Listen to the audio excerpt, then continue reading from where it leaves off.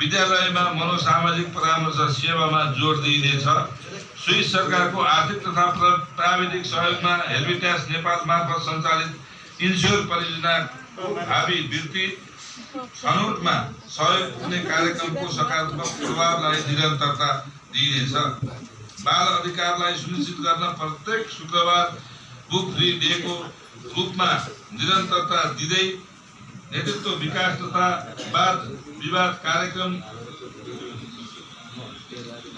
विद्यालय तहमा वक्तृत्व कला बहस तथा सार्वजनिक प्रस्तुतीकरण कार्यक्रम सञ्चालन गरिनेछ। विद्यालय तहदेखि विज्ञान प्रविधि इन्जिनियर र गणितमा रुचि दिन वृत्ति विकास गर्न स्टिम क्लब र प्रतिस्पर्धाका कार्यक्रमहरू सुरुवात गरिनेछ। सबै सामुदायिक विद्यालयहरूमा नेपाली र अङ्ग्रेजी दुवै माध्यमबाट अध्यापन गराउन व्यवस्था मिलाइनेछ। विद्यार्थी संख्याका अनुपातमा शिक्षक दरबन्दी मिलान र सरुवा गरिने एवं विद्यालयहरू एक अर्कामा गाभिने छन्। एक स्थानीय तह एक नमुना पुस्तकालय नीति अन्तर्गत सङ्गम सामुदायिक पुस्तकालय प्रवर्धनको लागि सहकार्य गरिनेछ।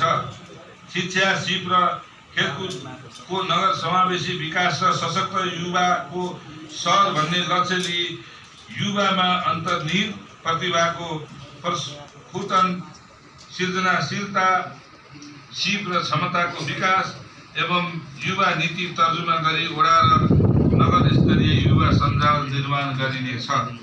लागु औषध विरुद्धको युवा लक्षित कार्यक्रम अन्तर्गत पुनर्स्थापना केन्द्र सञ्चालन गरिनेछ। नगर खेलकुदको विकासको लागि सङ्घीय र प्रदेश सरकारको समन्वय र सहकार्यमा उदयपुर थारूबाट रङ्गशालाको स्तरोन्नति एवं क्रिकेट मैदानको निर्माणमा पहल गरिनेछ। विद्यालय तहदेखि खेलकुद तालिम र खेलाडी प्रोत्साहनका कार्यक्रमहरू सञ्चालन गरिनेछ। युवाकै निर्णय र सहभागितामा त्रिजुगा नगरलाई खेलकुद पर्यटन केन्द्रको रूपमा विकास गर्दै लगिनेछ। स्वास्थ्य नगर अस्पताल देउरीको पूर्वाधार र स्वास्थ्य सेवाको क्षमता बढाई नगरवासीलाई गुणस्तरीय स्वस्थ सेवा प्रदान गर्न कार्यलाई बढावा दिइनेछ। सबै वडाहरूमा रहेका स्वास्थ्य चौकी र आधारभूत स्वास्थ्य केन्द्रहरूमा आवश्यकता अनुसार सुविधा सम्पन्न बर्थिङ सेन्टर निर्माण तथा विस्तार गर्दै लगिनेछ। गर्भवती महिलाहरूलाई जटिलता भई प्रसुति सेवाको लागि प्रोत्साहन गर्न पुरा निःशुल्क एम्बुलेन्स सेवालाई निरन्तरता दिइनेछ।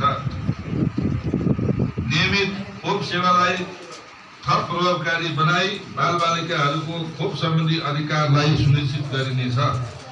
त्रिजुगा नगरपालिका वडा नम्बर 3 भुल्केमा रहेको सर्पदंश उपचार केन्द्रको प्रभावकारी सञ्चालनको लागि न्यूनतम सेवा सुविधाको व्यवस्था मिलाइनेछ।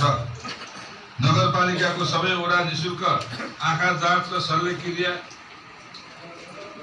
रक्त स्क्रिनिङ ज्येष्ठ नागरिक तथा अपाङ्गता भएका व्यक्तिहरूको स्वास्थ्य परीक्षण शिविर कार्यलाई निरन्तरता दिइनेछ।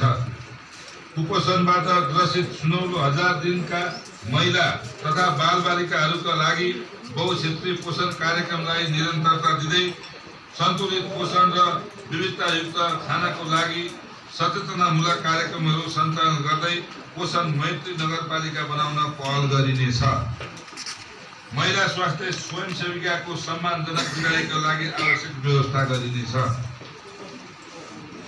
सामाजिक स्वास्थ्य समस्या रहेका व्यक्ति तथा मनोसामाजिक परामर्श आवश्यक पर्ने व्यक्तिलाई परामर्श सेवा उपलब्ध गराउने कार्यक्रम सञ्चालन गरिनेछ। साथै सामाजिक स्वास्थ्य कार्यक्रमलाई व्यवस्थित गरिनेछ।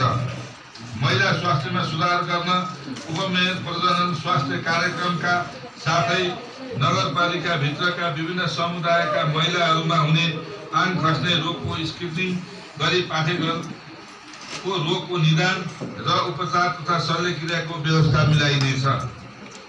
क्षयरोग, कुष्ठरोग, औरो कालाज्वर, डेङ्गु लगायतका संक्रमण सर्वा रोगहरू एवं नसर्ने रोगहरूको रोकथाम तथा नियन्त्रणमा विशेष जोड दिई आवश्यक व्यवस्था गरिनेछ।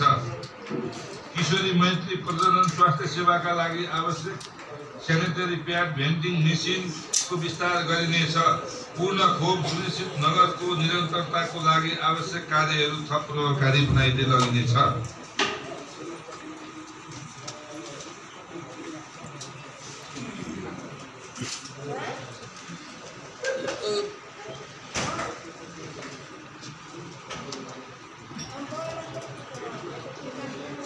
खानेपानी तथा सरसफाई स्वच्छ खानेपानी सफा बस्ती हाम्रो आनीबानी नगरमा सञ्चालित खानेपानी आयोजनाहरूको सुविधा विस्तार पुनर्निर्माण र सञ्चालनमा सहयोग गरिनेछ।